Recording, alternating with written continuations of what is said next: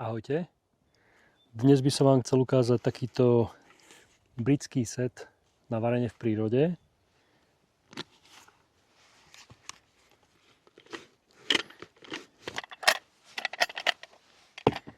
Jedná sa o zaujímavý variant, ktorý pozostáva z takéhoto pitítka. Je z veľmi kvalitnej pevnej ocele. Potom je tu ďalej litrová fľaša, tiež z veľmi tvrdého čierneho plastu. V rukách ju takmer nezohnete. No a potom je tu ešte takýto plastový pohárik. Keď si uvaríte nejakú polievku alebo vodu, tak to môžete preliať. Z tohto môžete piť alebo jesť a potom môžete zároveň variť ešte druhú časť pokrmu. Pitítko má objem 750 ml.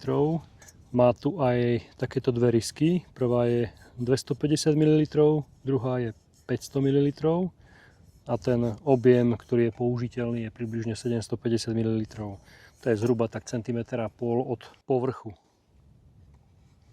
Tak aby ste vlastne mohli s tým aj niekde ísť a preliať to, aby ste to nevyliali. Čiže tých 750 ml je použiteľných.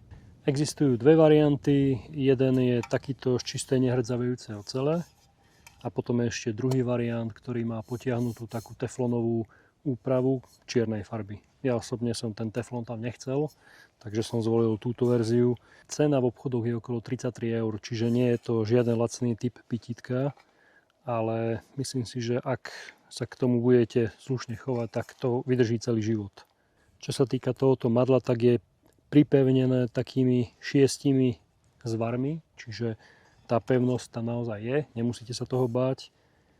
A zaujímavé je na tom aj to, že to vlastne môžete položiť niekde do ohňa. A vďaka tomu, že máte trošku dlhšie to madlo, tak ste chránení od tej horúcej nádoby, od toho horúceho pitítka. V tomto sete mi chýba jedna vec a to je pokrievka. Neviem prečo, ale výrobca nedodáva žiadnu pokrievku, jedine takú z plastu, ale tá ma neoslovila, pretože nemám chuť variť vodu a dávať na to nejakú plastovú pokrievku. Čiže chcelo by to nejakú kovovú pokrievku ešte dorobiť. Buď si to môžete vystrihnúť z kúska hliníka, alebo môžete použiť aj nejakú inú, ktorá vám bude pasovať. Ja som zistil, že táto pokrievka zo setu Pathfinder veľmi dobre pasuje. Čiže môžete použiť aj tu. Ale tá v balení nie je, to nie je v cene. Tento set používam už približne 3/4 roka a musím povedať, že je to naozaj veľmi dobre skonštruované, aj keď tie jednotlivé diely do seba nepasujú až tak, ako by mohli. Ten výrobca by sa s tým ešte mohol trošku popasovať, pretože keď to dáte do seba, tak je tam trošku taká vôľa. A aj tá druhá časť je taká, že hej, hýbe sa to.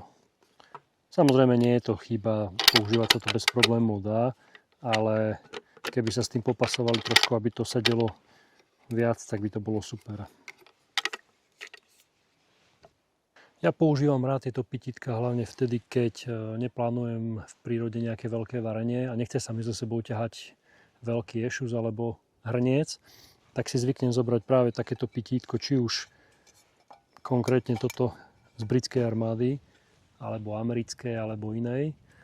Výhodou je, že je to malé, spratné a dá sa s tým naozaj pracovať.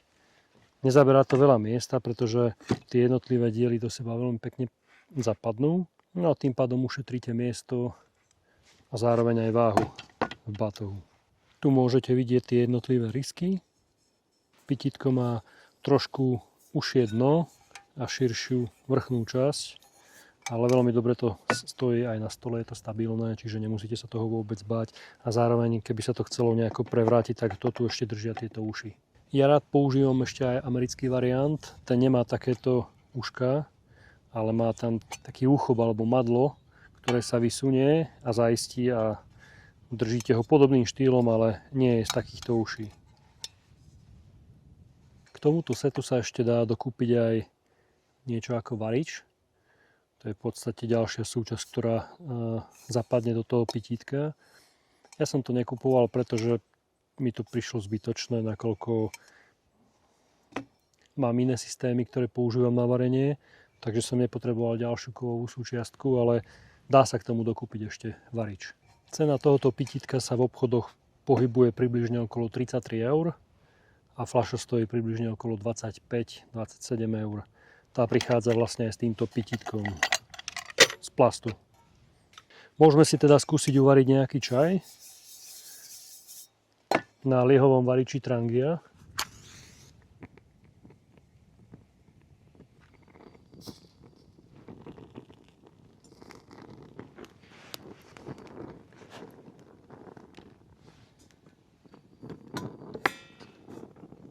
Ja som ako závetrie použil takýto odkvapkávač na príbory. Teraz som použil liehový varič Trangia, ale dajú sa použiť akékoľvek iné variče.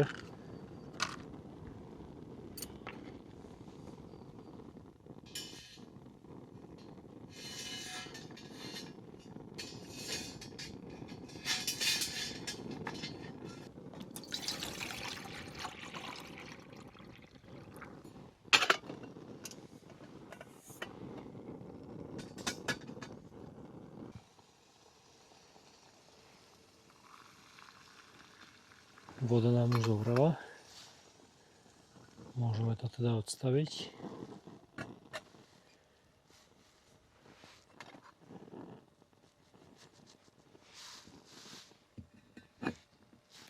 Neviem, aký je váš obľúbený čaj, ale ja mám rád tento Lipton.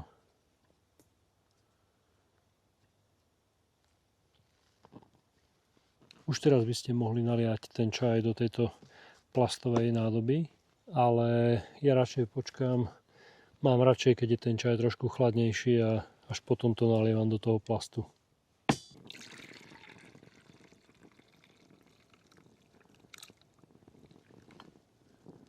Je fajn mať takéto pitítko vo svojej výbave, nakoľko niekedy sa môžete dostať aj do situácie, že nebudete mať za sebou pitnú vodu a budete potrebovať vodu niekde prevariť. No a človek nie vždy so sebou ťahá ešus, takže toto je taká ľahšia varianta ešusu, ktorú môžete mať so sebou priamo aj s fľaškou. Toto je časť výbavy, ktorú odporúčam naozaj každému. Nemusí to byť konkrétne tento britský variant. Každá armáda mala vlastné pitítko, tých verzií je veľa. Niekedy si môžeme urobiť aj nejaké porovnanie jednotlivých pitítok, ale tento britský variant je veľmi fajn. Silný, robustný, má dostatočný objem a pekne do ňoho pasuje aj fľaša. Jediná nevýhoda, ako som spomínal, je, že tieto pitítka nemajú žiadne pokrievky, takže pokrievku si buď budete musieť vyrobiť sami, alebo si ju niekde zohnať. Ja idem ochutnať čaj, už by mohol byť taký akurát na pitie. Poďme si urobiť nejaké to zhrnutie, spomenúť nejaké výhody, nevýhody tohoto systému. Tak určite prvá výhoda je, že je to skladné. Perfektne to pasuje jedno do druhého, čiže v batohu to zbytočne nezaberá veľa miesta a nemusíte riešiť žiadne ďalšie hrnce. V balení máte teda jedno nerezové pitítko a jeden plastový hrnček. Fľaša je kvalitná z pevného plastu. Má objem 1 liter, vo vnútri je takáto gumička, veľmi dobre tesní. Ďalšou výhodou je kvalita prevedenia, robustnosť materiálu. Je to naozaj veľmi pevné, tvrdé pitítko, ktoré ani v rukách nezohnete. Uši sa držia pohodlne, ak to pitítko použijete napríklad na ohni alebo na nejakom inom variči, tak sa nepopálite, pretože máte ruku dostatočne ďaleko od tej nádoby. Čo sa týka ceny, nejedná sa o lacnú sadu. Cena je okolo 33 eur a fľaša stála tuším okolo 27 eur. Čiže dokopy to stálo približne okolo 60 eur, čo nie je málo. Ale videl som sady, ktoré sú drahšie. Videl som titánové sady za vyše 200 eur. Fakt neviem, kto si to kúpi za takú sumu, ale sú ľudia, čo na to majú, tak nech si to kúpia. Ja by som si to teda rozhodne nekúpil. Mne stačí takáto nerezová verzia. Pre ľudí, ktorým to bude drahé, si vedia zohnať aj hliníkovú verziu. Armádne prebytky majú dostatok takých hliníkových pitítok, už záleží, čo preferujete. Ja hliník až tak veľmi nepreferujem. Hovorí sa o ňom, že teda nie je najzdravší. Ale hlavne je to veľmi dobrý systém na varenie v prírode. Či už potrebujete uvariť nejakú polievku, zohriať vodu, na čaj, na kávu alebo na nejaké jedlo, tak všetko to viete urobiť v tejto jednej nádobe a potom už prípadne preliať. V tom jednom systéme máte 2 hrnce, čo je fajn. Celý tento systém sa dá použiť s akýmkoľvek varičom, či už liehovým, plynovým varičom, alebo to celé môžete kľudne položiť aj do ohňa, nič sa tomu nestane. Ďalšou veľkou výhodou je objem. 750 ml je dostatočné množstvo na uvarenie, či už vody alebo nejakého pokrmu. Takže nejedná sa o malé pitítko, ale o pitítko slušných rozmerov.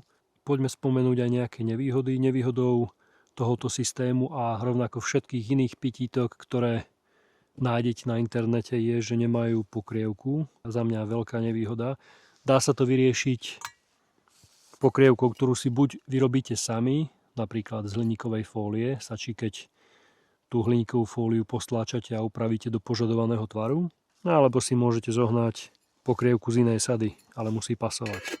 Ja mám konkrétne túto zo sady Pathfinder a pasuje veľmi fajn. Nie 100%, ale pasuje. Nevýhodou je možno to, že tieto uši stále vydávajú nejaký hrkotavý zvuk. Takže ak hľadáte nejaký šikovný set na varenie do prírody, tak určite odporúčam tento britský variant.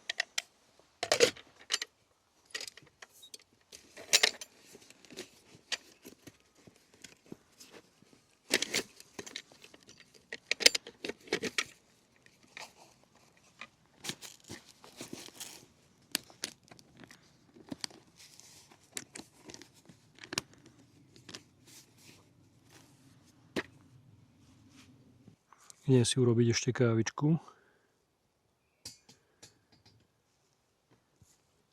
Dajte mi do komentárov vedieť, aký je váš obľúbený liehový varič. Ja veľmi rád používam tento klasický vojenský liehový varič značky Trangia.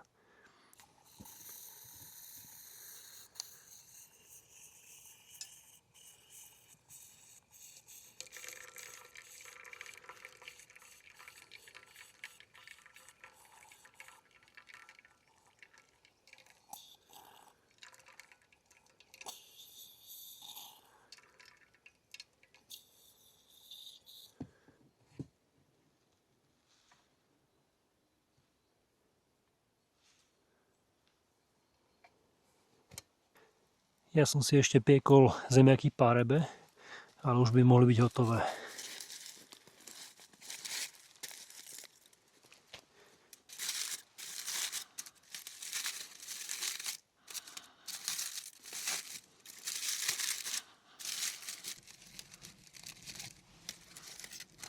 Vyzerajú fajnovo.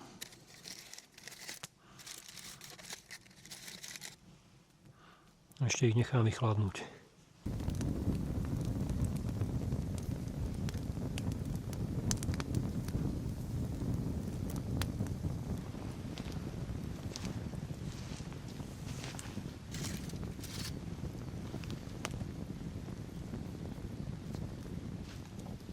Zemiaky sa vydarili.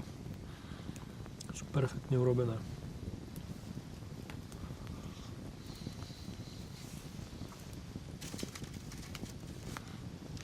Ale chcelo by to ešte trošku soli.